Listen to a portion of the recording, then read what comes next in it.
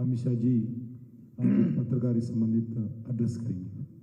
आपको मालूम है आज 6 बजे तेलंगाना का लोकसभा चुनाव के संबंधित प्रचार का आखिरी समय है। इस समय में आदरणीय अमित शाह जी हमारा हैदराबाद में रहना और आज सुबह सुबह नागर कर्नूल और चेवेल्ला 2 पार्लियामेंट कॉन्स्टिट्यूंसी में, चेवेल्ले का विकाराबाद में, नागर कर्नूल का वनपर्त में इलेक्शन रैली से एड्रेस करके अभी आए हैं। मैं आदरणीय अमित शाह जी से प्रार्थना करता हूं इस पत्रकारों को संबोधित करने के लिए। आप सभी का भारतीय जनता पार्टी की प्रेस वार्ता में स्वागत है। मित्रों, आज 2024 लोकसभा चुनाव के चौथे चरण के प्रचार का अंत कुछ घंटे बाद ही हो जाएगा। अब तक 3 चरण के प्रचार के बाद मतदान की प्रक्रिया समाप्त हो गई है। मैं आज आप सभी को बताना चाहता हूं कि 3 चरण में भारतीय जनता पार्टी के नेतृत्व में एनडीए के सभी साथी दल 200 सीटों के आंकड़े के करीब करीब पहुंच गए हैं और ये चौथा चरण जो है वो एनडीए के लिए बहुत अच्छा है। हमारे तीनों चरण से सबसे ज्यादा सफलता हमें चौथे चरण से मिलेगी और निश्चित रूप से हम 400 पार की ओर आगे बढ़ेंगे। चौथे चरण में आंध्र प्रदेश और तेलंगाना का भी मतदान है।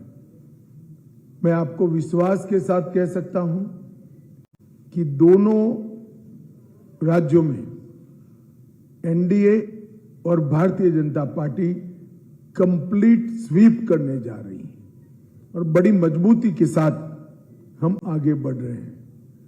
मैं चौथे चरण की प्रचार की समारोह की संध्या पर यह भी बताना चाहता हूं सभी मीडिया के मित्रों को कि जब 4 जून को परिणाम आएंगे तो दक्षिण भारत में कर्नाटक, आंध्र, तेलंगाना, तमिलनाडु और केरल, उसमें सबसे बड़ा दल भारतीय जनता पार्टी बनकर उभरेगा।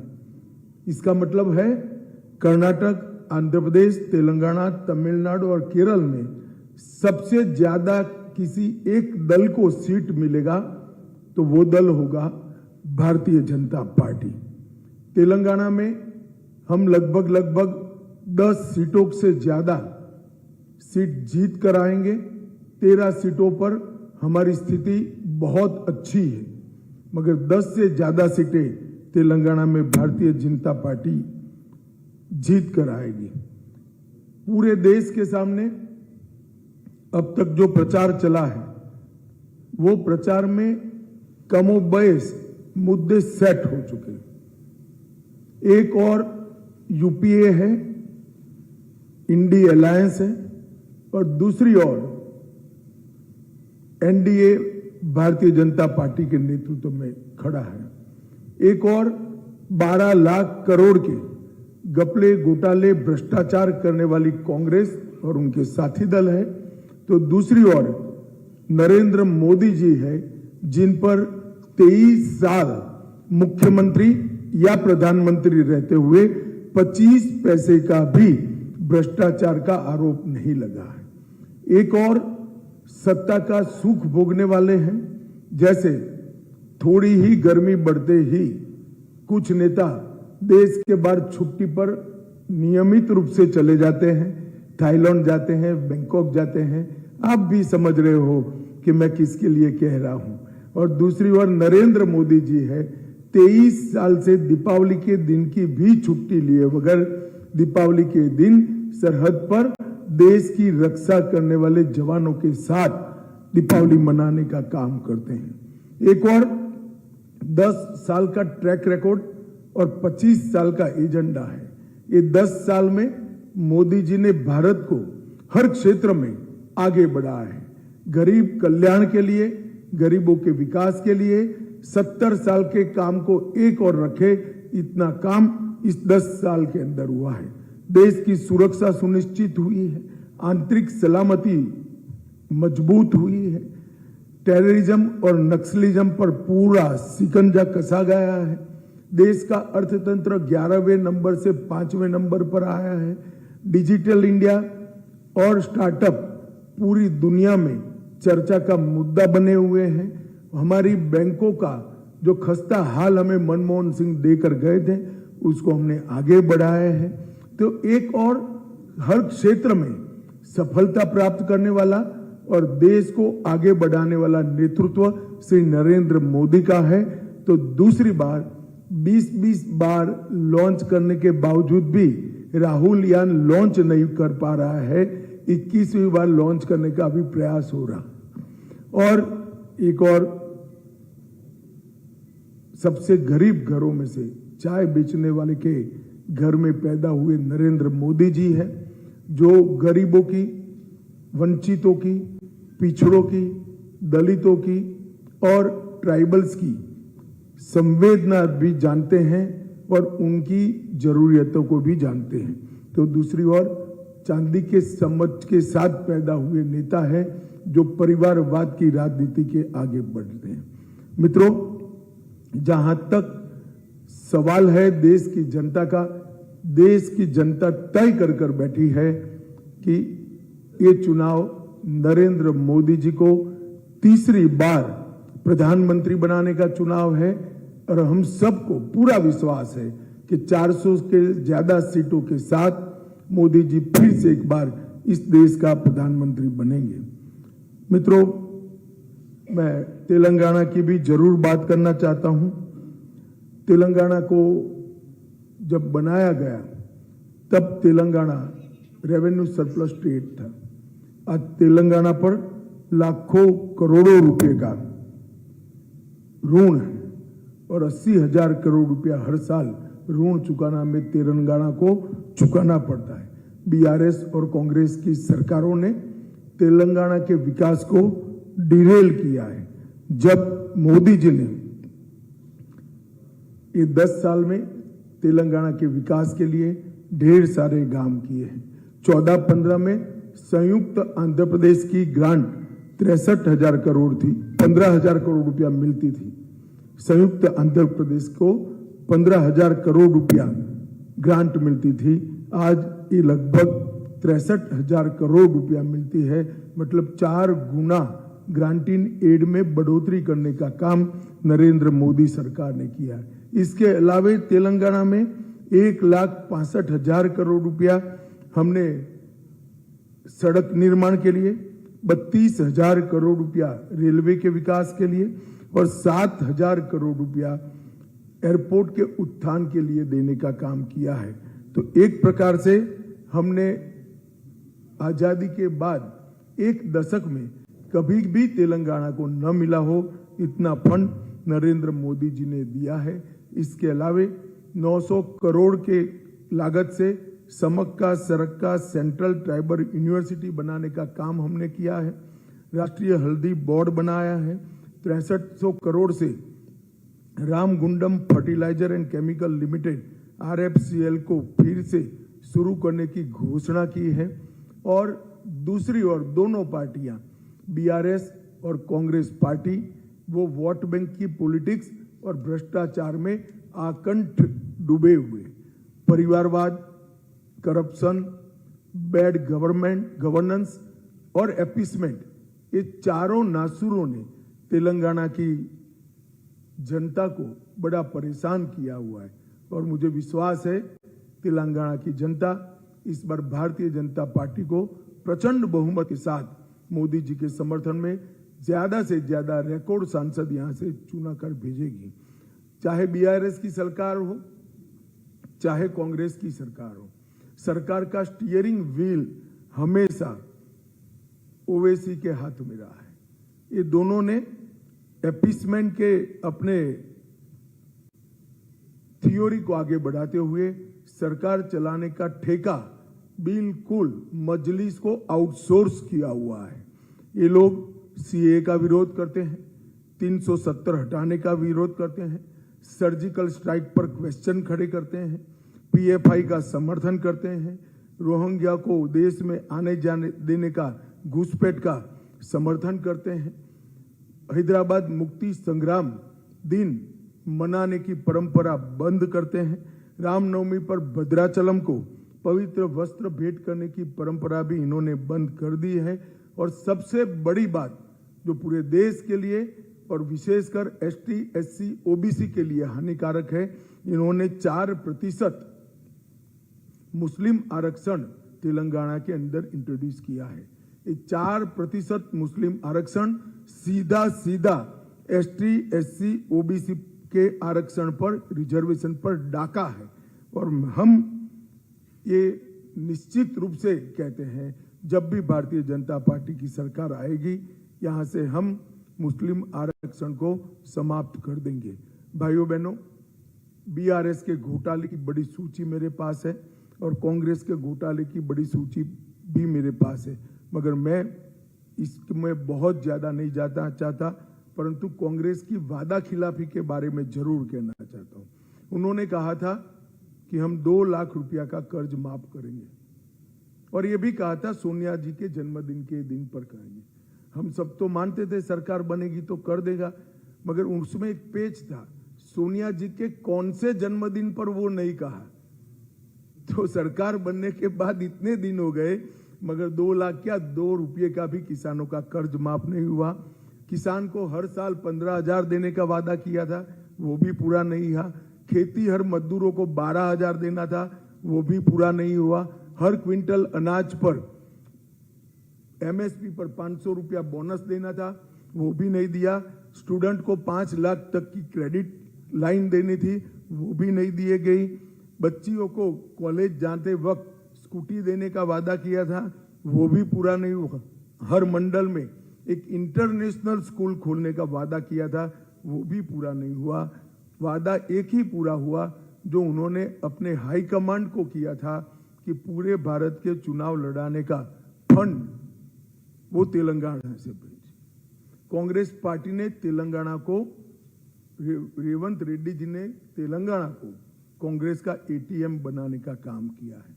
मित्रों, कांग्रेस पार्टी आज अपीसमेंट की पॉलिटिक्स के लिए, अपनी वोट बैंक के लिए इस कगार पर पहुंची है कि वो और उनके साथी नेता मणिशंकर अय्यर जी और फारूक अब्दुल्ला जी एटम बॉम्ब पाकिस्तान के पास है ऐसा कहकर पाक ऑक्यूपाई कश्मीर को ताक पर रखने की बात कर रहे हैं। मैं इस अप्रोच की घोर निंदा करता हूं। भारतीय जनता पार्टी मानती है कि हम कभी भी पाक ऑक्यूपाई कश्मीर पर से हमारा अधिकार जाने नहीं देंगे। पाक ऑक्यूपाई कश्मीर भारत का हिस्सा है। ये इतने डेस्परेट हो गए कि झूठ फैलाने से बाज नहीं आते। वो कह रहे हैं मोदी जी को 400 सीटें मिली तो मोदी जी आरक्षण को समाप्त कर देंगे।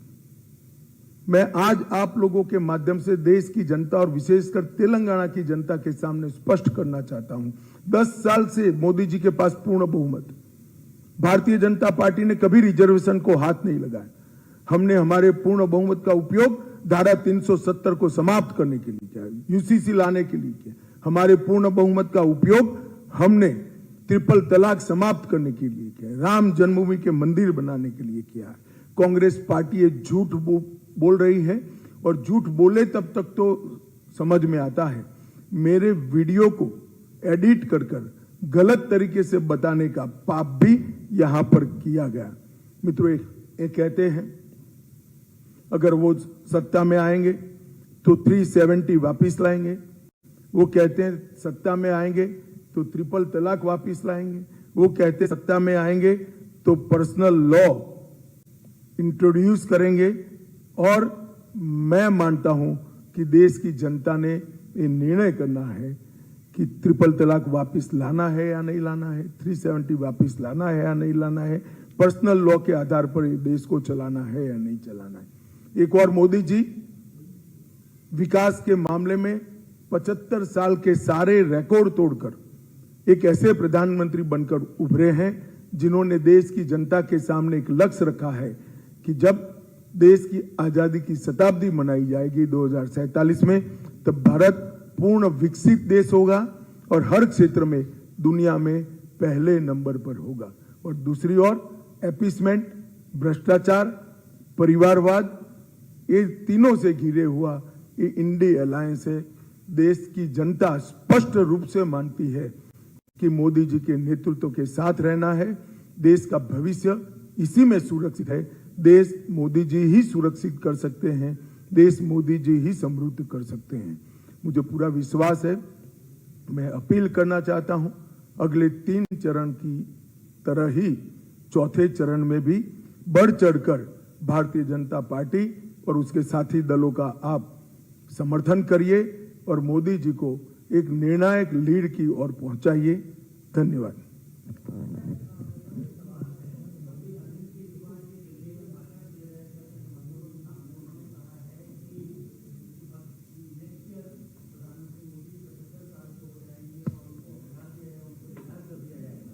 आप प्रधानमंत्री होंगे, देखिए, ऐसा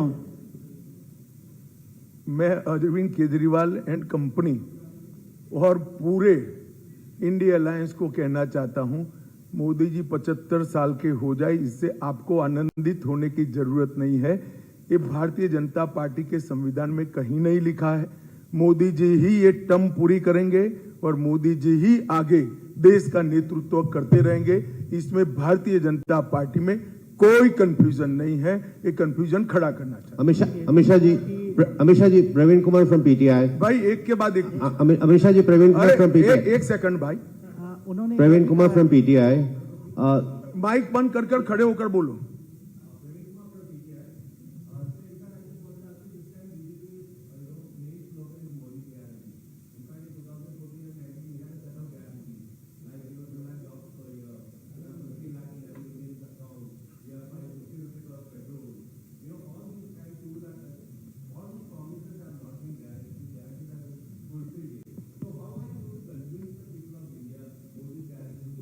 देखिए, मुझे लगता है आपके नजरिए में थोड़ा दोष है।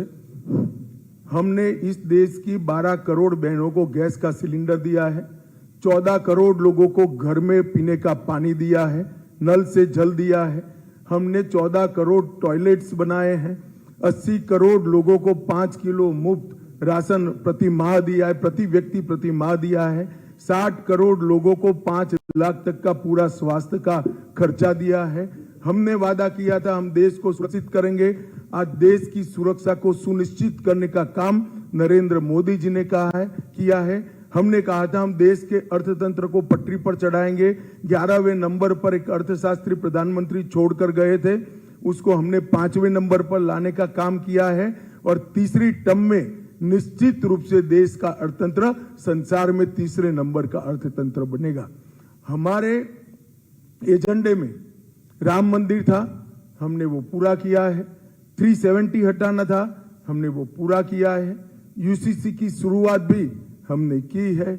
महिला रिजर्वेशन हमने समाप्त किया है, वादा हमारा समाप्त किया है। महिला रिजर्वेशन देने का काम भी पूरा किया है और एसटी एससी ओबीसी के आरक्षण को भी हमने सुरक्षित किया है।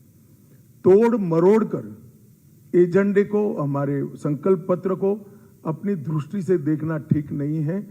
एक ही सरकार है आजादी के बाद जो 92% वादों को, संकल्पों को पूरा कर 10 साल के बाद चुनाव में जा रहे। अमित भाई, सबको करेंगे।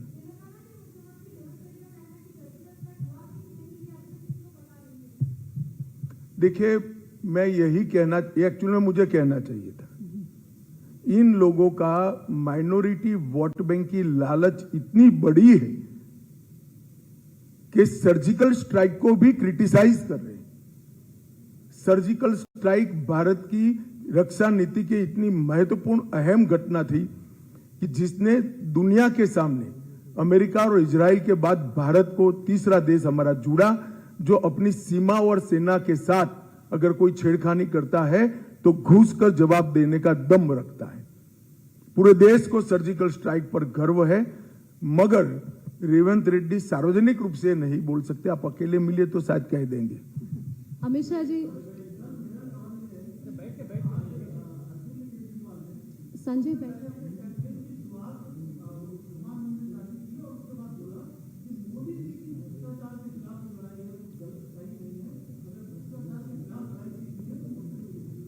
देखिए, मैं एक बात स्पष्ट करना चाहता हूं। एक इंटरिम बेल सुप्रीम कोर्ट ने सिर्फ और सिर्फ चुनाव प्रचार के लिए इनको दिया है। उन्होंने सुप्रीम कोर्ट के सामने केस दायर किया था कि मेरी अरेस्ट गलत है, जो सुप्रीम कोर्ट ने नहीं माना। फिर प्रेयर मॉडिफाई किया कि मुझे बेल दिया जाए, वो भी सुप्रीम कोर्ट ने नहीं माना। सिर्फ और सिर्फ चुनाव प्रचार करने के लिए 1 तारीख तक का बेल दिया गया है और 2 तारीख को उनको फिर से एजेंसियों के सामने सरेंडर करना है। और अगर अरविंद केजरीवाल इस चीज को क्लीन चिट मानते हैं तो मुझे लगता है इनकी कानून की समझ बड़ी निर्बल है। अमित भाई, सवाल। मुख्यमंत्री खड़े होकर, तेलंगाना प्लीज खड़े होकर। मुख्यमंत्री तेलंगाना ने एक इंटरव्यू में और कल भी आपने मीट द प्रेस में कहा कि निवेश तेलंगाना में निवेश करने से रोका जा रहा है। उन्होंने टेस्ला का एग्जांपल दिया और उन्होंने ये भी कहा कि चुनाव खत्म होगा तो मैं बकायदे पूरी फहरिस्त दूंगा। देखिए, ऐसा है भाई, तेलंगाना में जिस तरह का सरकार वो चला रहे हैं, मैं नहीं मानता कोई निवेश करने आएगा। अगर उनको तकलीफ है तो वो भारत सरकार के प्रधानमंत्री जी को मिल सकते थे, मदद चाहिए तो, और मांगनी भी चाहिए। इसमें क्या है? हर राज्य अपने स्टेट के इन्वेस्टमेंट के लिए प्रधानमंत्री जी की मदद मांगता है। मगर यहां जिस प्रकार का रैम्पड करप्शन का एटमॉस्फेयर हुआ है, कौन इन्वेस्टमेंट करेगा भाई? आप भी अगर बिजनेस में जाना चाहोगे तो 4 बार सोचोगे। अमित शाह जी, जी मेरा एक सवाल ये था कि एक तो अभी कुछ देर पहले ही जो है केसीआर साहब ने प्रेस कॉन्फ्रेंस में कहा कि जिस तरीके से तमिलनाडु में द्रविडियन सिस्टम चल रहा है और रीजनल पार्टीज को ही वोट देते हैं, वैसा ही यहाँ पर भी होना चाहिए। भाजपा जैसे पार्टी को जनता वोट ना करे। और दूसरा ये सवाल केजरीवाल जी ने जो अभी कहा कि तानाशाह कहा है प्रधानमंत्री जी को और कहा कि लोकतंत्र खत्म करना चाहते हैं, और ये तक कहा कि जिस तरीके से उन्होंने लाल कृष्ण आडवाणी जी का भी नाम लेते हुए कहा कि जैसे उनकी राजनीति खत्म कर दी है, अगले 2-3 महीने में जो है योगी आदित्यनाथ जी की भी राजनीति जो है वो खत्म कर। चलिए, आपके अलावे ऐसी बातों को कोई नहीं मानता है। और केसीआर को मैं कहना चाहता हूं कि भाई, रीजनल पार्टी की बात आप जरूर करो, आपका अधिकार है। तेलंगाना की जनता को तय करना है। आप काउंटिंग के दिन देख लेना, भारतीय जनता पार्टी यहां 10 से ज्यादा कमल के साथ यशस्वी बनकर बाहर आएगी।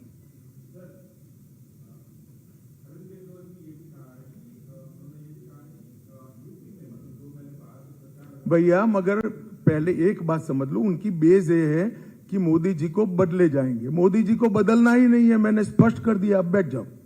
अरे भाई, पहले मूल क्यों ऐसा बोले हैं कि 75 के बाद मोदी जी को बदलेंगे? वो तय हो चुका है, नहीं बदलना है। बैठ जाइए।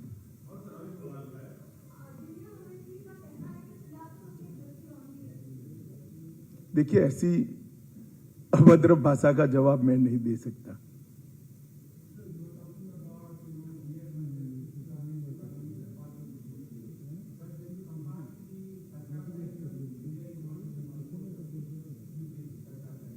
वन फोर्थ ऑफ दी, मगर देखिए, इस तरह से कंपैरिजन नहीं होता है। इंडिया का पर कैपिटा इनकम ये 10 साल में बढ़ा है या नहीं बढ़ा है? इस तरह से कंपेयर होता है भाई।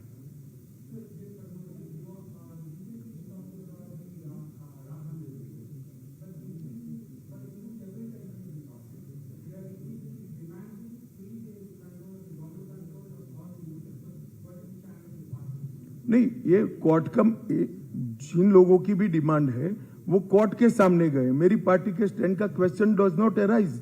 जो कोर्ट के जजमेंट्स हैं, इसका हम पालन करेंगे। हमने राम मंदिर में भी कोर्ट्स के जजमेंट को पालन किया है। सर,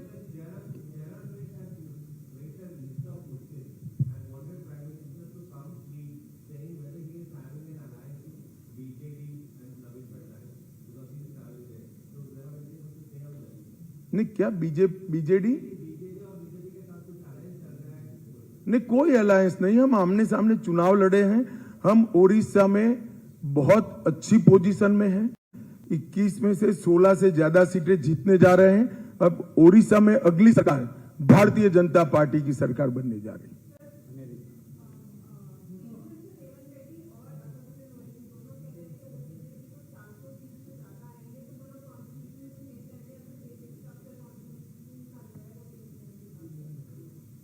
देखिए, बीजेपी के पास पूर्ण बहुमत, 2/3 बहुमत एनडीए को 10 साल से है। अगर करना होता तो कर देते। मैंने आगे ही कहा मेरे प्रियम्बल में कि हमने बहुमत का उपयोग रिजर्वेशन को टच करने में नहीं किया है, धारा 370 हटाने में किया है, ट्रिपल तलाक समाप्त करने में किया है।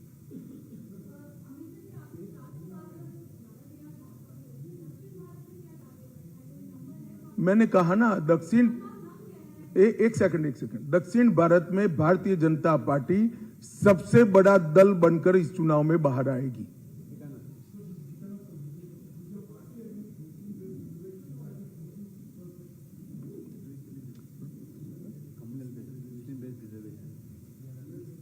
नहीं, देखिए, हमारे संविधान में धर्म के आधार पर आरक्षण की व्यवस्था नहीं है।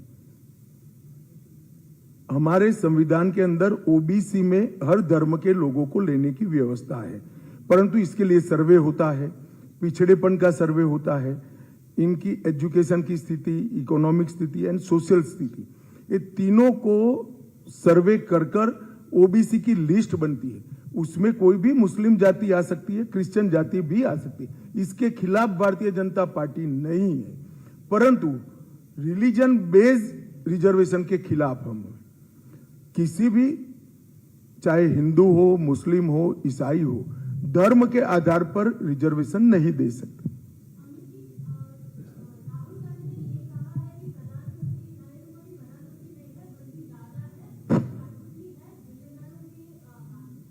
अब राहुल गांधी जी से आप क्या अपेक्षा कर रही हैं? चलिए,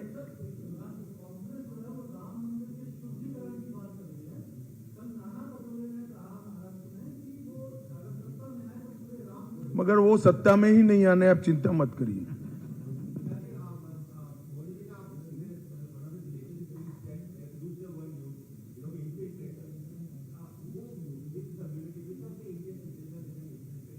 देखिए, जो लोग अवैध रूप से देश की सीमा को क्रॉस कर विदाउट पासपोर्ट, विदाउट वीजा अंदर आते हैं, वो घुसपैठी हैं।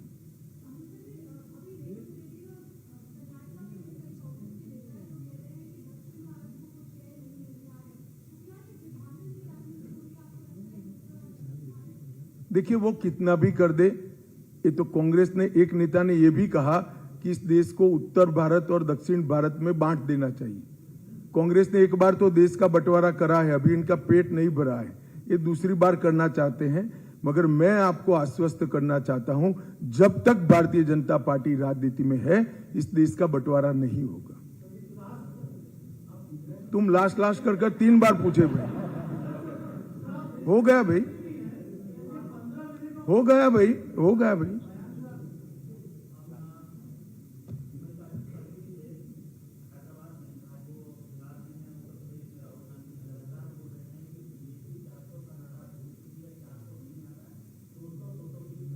शायद मैं जब प्रियम्बल मतलब शुरुआती जानकारी दे रहा था, तब आपका ध्यान नहीं था। चलिए भैया, धन्यवाद। अब खींच कर आप सवाल बना रहे हैं, बहुत बहुत धन्यवाद।